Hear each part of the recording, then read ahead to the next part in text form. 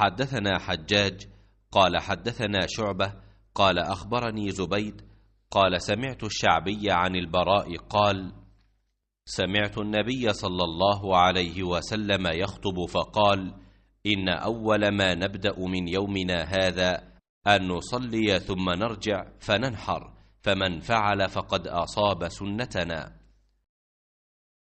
زبید بن حارث نے خبر دی، انہوں نے کہا کہ میں نے شعبی سے سنا، ان سے برا بن عازب رضی اللہ عنہ نے بیان کیا کہ میں نے نبی کریم صلی اللہ علیہ وسلم سے سنا، آپ صلی اللہ علیہ وسلم نے عید کے دن خطبہ دیتے ہوئے فرمایا کہ پہلا کام جو ہم آج کے دن عید الاضحیٰ میں کرتے ہیں یہ ہے کہ پہلے ہم نماز پڑھیں، پھر واپس آ کر قربانی کریں۔